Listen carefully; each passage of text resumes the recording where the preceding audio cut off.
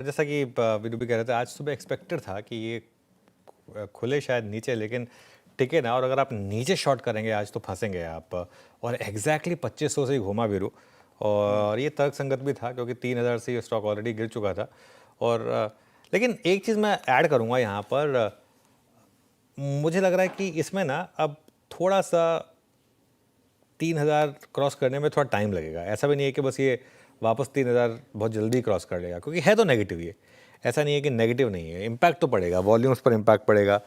अच्छा, सिंपल शब्दों में अगर लोगों को समझना हो इस चीज़ को कि क्यों इम्पैक्ट पड़ेगा, आप देखिए, पहली बात तो ये कि हफ्ते के शुरू में, मतलब ट्यूसडे पहला आता है, काफ़ी लोगों की ट्रेडिंग करने की जो कैपिटल है वो थर्सडे तक आते आते थोड़ी वैसी कम हो जाती है। दूसरा, अगर अगर आप देखें, अगर ट्यूसडे को ऑलरेडी एनएससी की एक्सपायरी हो रही है, एक एक्सपायरी हो गई है, उसके बाद बीएससी की एक्सपायरी से पहले बीच में सिर्फ एक दिन बचेगा, वेंसडे। सैंडविच सेशन सिर्फ एक बचेगा। उसके बाद बीएससी की एक्सपायरी होगी थर्सडे को, तो उसके बाद फ्राइडे और मंडे 2 दिन होंगे। तो वो एक गैप जो हो जाएगा वो एक इम्पॉर्टेंट गैप है। और इस वजह से यही रीज़न है कि हर कोई चाह रहा था कि मंगलवार को एक्सपायरी हो। वैसे मैं एक चीज़ कहूँगा, मेरे को ना थोड़ा सा इस चीज़ से वो लग रहा है, मैं 2003 से मार्केट ट्रैक कर रहा हूँ, एक्सपायरी थर्सडे को होती आई थी। अब वो एक ट्रेडिशन जो है, अब वो 22 साल बाद चेंज हो रहा है। मुझे उससे थोड़ा सा वो खराब लग रहा है वीरो।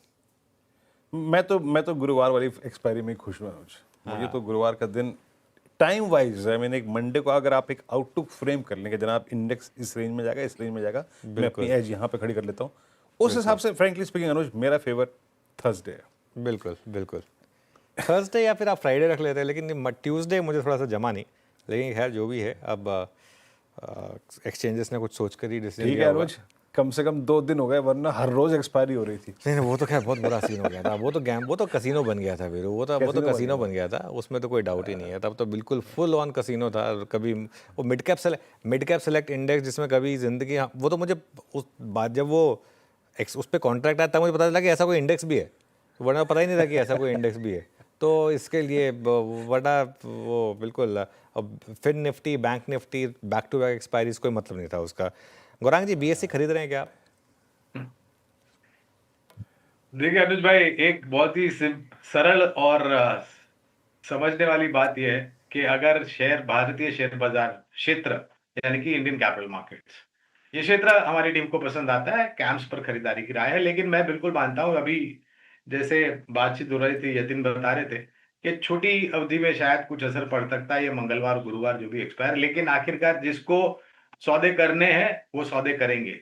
रुपए की अगर आपके पास कमी है तो आपके पास और भी कई साधन है जहां से आपको रुपया मिल सकता है, बशर्ते कि आप उसके काबिल हो और वो कर सकते हो। जहां तक रहा सवाल बीएससी का या फिर सीडीएसएल का या फिर दूसरी अन्य कंपनियों का, तो मैं ये मानता हूं अनुज भाई कि ये कंपनियां जो शेयर बाजार से जुड़ी हुई हैं, मैं मात्र उदाहरण दे रहा हूं, कोई राय नहीं दे रहा, तो बाजार अच्छा करेगा आने वाले 3-5 साल या उससे ज्यादा, तो ये कंपनियां भी अच्छी करेगी। एक कंपनी जो हमें पसंद आती है, जैसे मैंने नाम बताया, कैंप्स, कंप्यूटर एज मैनेजमेंट, ये कंपनी हमें पसंद आती है और मैं उम्मीद रखता हूं कि आने वाले समय में एनएससी के आईपीओ की बातें और एनएसडीएल की आईपीओ की बातें, ये मेरे ख्याल से इस क्षेत्र पर काफी प्रभावशाली रहेंगे और सकारात्मक असर आने की उम्मीद है।